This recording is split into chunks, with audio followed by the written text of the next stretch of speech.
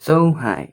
Sa video ito, ituturo ko sa inyo kung paano mag-drawing ng ilong kagaya nito gamit ang mga shape na nandito sa itaas. So, umpisa na natin ang tutorial.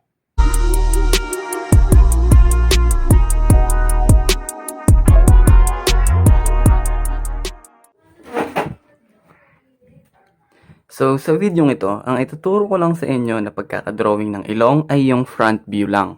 Kung saan makikita nyo lang ang top, bottom, at left side to right side ng ilong. Ganito ang itsura ng ilong kapag tinanggal na natin yung ibang outline na nakalagay kanina. So, ituturo ko sa inyo kung paano gawin ang drawing na ito or paano mag-drawing ng ganito. So, umpisa na natin ang tutorial.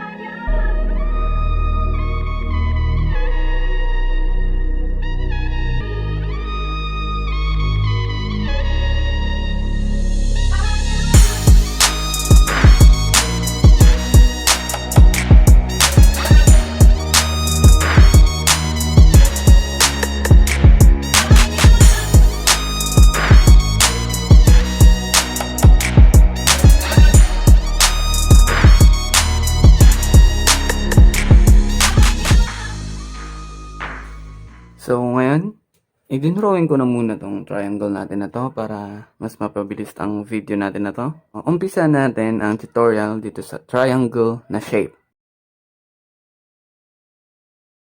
So, ang una natin gagawin para mag-drawing ng ilong ay umpisa natin sa pagguhit ng triangle na shape. So, kapag nakaguhit na tayo ng triangle na shape kagaya nito, ay pwede na nating umpisahan na hanapin ang center line ng ating triangle. So, mag-uumpisa tayo sa point na itong triangle natin, sa pinakatuktok, at papunta sa baba. So, kapag nahanap na natin yung center line, ay pwede na tayong mag-drawing ng ating oval dito sa ibaba. So, gayahin nyo lang yung ginagawa ko at sundan nyo lang. Mas maganda habang ginagawa ko to ay gumuguhit din kayo. So, hanapin nyo na yung papel at lapis nyo. Yan. Tapos, pagkatapos natin i-drawing yung oval, ay magto-drawing tayo ng circle dito sa gitna. Ang circle na ginuguhit natin na to ay para lang sa point ng ating ilong sa pinakagitna. At yung oval naman ay para lang mahanap natin kung hanggang saan yung end ng bottom part ng ilong. So, dapat yung circle natin ay napapalibutan ang crossline na to. So, dapat ang crossline na to ay ang center point ng ating circle na iginuhit. So, pagkatapos nating i-drawing itong circle, ay pwede na nating umpisahan ang wing side ng ating nose or ilong. So, umpisa natin dito sa left side. Dito sa edge ng, or dito sa gilid ng ating circle sa left side, ay magguhit tayo ng straight line na ganyan. Kahit umabot lang dito sa pinakababa at pinakataas ng circle natin. Pagkatapos nyan, ay dito na tayo mag-uumpisa mag-drawing ng wing side ng ating nose. Then, pagkatapos nyan, i-curve natin siya mula dito sa baba, papunta dun sa pinakataas. Parang susundan lang natin yung oval shape natin na ginuhit kanina. Ganun din gagawin natin sa kabila.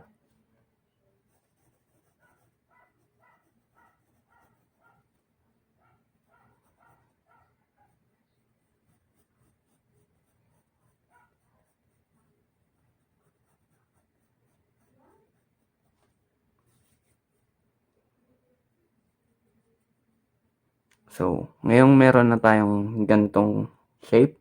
So, isa, dalawa, tatlo na shape na nakikita, ay pwede na nating lagyan ng outline. So, gagamit ako ng fountain pen. Papalitan natin tong pencil na ginagamit ko. Gagamitin ko tong fountain pen na may red ink para ipakita ko sa inyo yung pinaka-outline at finished product ng ilong natin. So, ganito ang itsura ng unfinished part or yung mga shapes lang ng ilong. So, umpisan na natin ang paglalagay ng outline para magmukha talaga siyang ilong. Umpisahan ko dito sa curve sa ibaba. So, hahatiin natin into 2 yung part na yan. So, i-divide natin siya. Then, ganun din dito sa kabila. So, pag na-divide na natin siya into 2, so, parang, di ba equal size sila? Kung napapansin nyo. Then, pag na-divide na natin sila into 2, mag-i-start tayo ng circle dito, or oval. Then, ganun din dito sa kabila. Then, pag meron na kayong oval dyan, yung pinakataas ng oval nyo, ay dadaan nyo dito, papunta sa pinakababa ng circle na malaki kanina. Then, ganun din sa kabila. So, ganyan ang gagawin nyo. Then, pagkatapos nyan, ay yung wing naman ng ilong dito sa labas. Yung pa-letter C na to.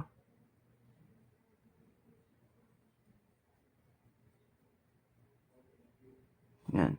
Then, ganun din sa kabila.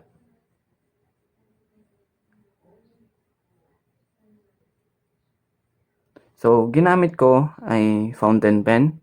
Pero, kapag i-drawing nyo to, dapat gumamit lang kayo ng pencil para mabura nyo din. Para dito sa fountain pen, ipalit nyo yung mas darker na value ng pencil nyo. Katulad ng 2B, kung gamit nyo na pang sulat kanina dito sa mga shape na yan, ay 3H.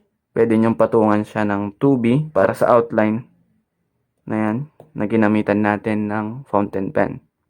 So, ang 3H at 2B na sinasabi ko kanina, yun ay ang range ng pencil kung hanggang saan yung pinaka light at pinaka dark na shadow sa kulay or sa isang drawing. So, yun lang.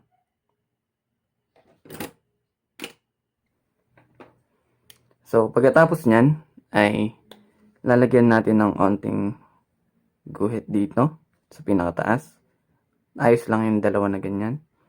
Then, pupunta tayo dito sa pinakataas. Itong edge, itong pinakagilid, itong line na to, pinakagilid ng ating circle, ay itataas lang natin yan. Punta dito. Ganun din sa kabila. Yan. So, magbubuo tayo dyan ng horizontal line. Or vertical pala. So, nakabuo na tayo dito ng vertical line. Na ganyan. So, kapag meron na tayong vertical line na ganito, ay pwede na nating umpisahan na lagyan dito ng clavella. Yung clavella ay yun yung napagkikitnaan ng eyebrow papunta sa ilong. Or kilay papunta sa ilong. Yung ganyan. Then, etong line naman na to, yung vertical line na yan, ay ang ating nose line. So, pagkatapos nating i-drawing yung clavella at etong line na to, itong vertical line na to, para sa ating nose line, ay pwede na nating burahin yung mga outline na gamit ang pencil.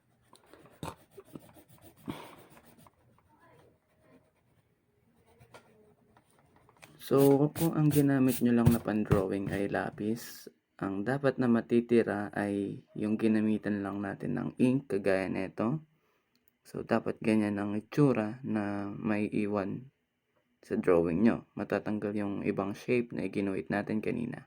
So, kapag nabura na yon, magiging ganito ang itsura ng ating ilong na iginuhit. So, pag meron na tayong ganyan, ay pwede na kayong mag-umpisa na maglagay ng shadow. So, hindi ko i-explain kung papaano maglagay ng shadow. Pero dapat pa rin nating isipin kung lalagyan natin siya ng shadow, ay dapat nating isipin na three-dimensional form pa rin ang ating ginuguhit. So, dapat may papakita nyo yung bottom side ng ating shadow kung nasa taas ang light natin, or kung galing sa taas ang sinag ng ilaw na tumatama sa ilong. So, in the future, ituturo ko sa inyo kung papaano mag-shade kagaya nito, or kung papaano gamitin ang graphite pencil para makagawa ng shadow. So, ituturo ko sa inyo ang three-dimensional form ng isang shape. Pero ngayon ay lumipat na muna tayo sa ating oval na shape para makagawa ng panibagong nose. So, i-drawing na natin ng oval shape at gagawa tayo ng ilong gamit ang oval shape na to. Ngayong meron na tayong oval shape kagaya niyan, ay pwede na nating ulit hanapin yung center line. Yan. Then pagkatapos nating hanapin ang center line, i-divide natin siya into 4. So hanapin din natin yung vertical line niya dito. Into 2. So 1, 2, 3, 4. So pagkatapos natin dito, itong kalahati sa ibaba ay i-divide natin into 2 ulit. So pag na-drawing nyo na yung ganyan, mag-start na tayo na mag-drawing ng circle. Nice lang kahit hindi siya perfect circle. Basta yung top tapos yung bottom ng circle na yun ay nasa gitna itong cross line. Then pagkatapos nyan ay guguhit tayo ng oval sa labas. Ganyan.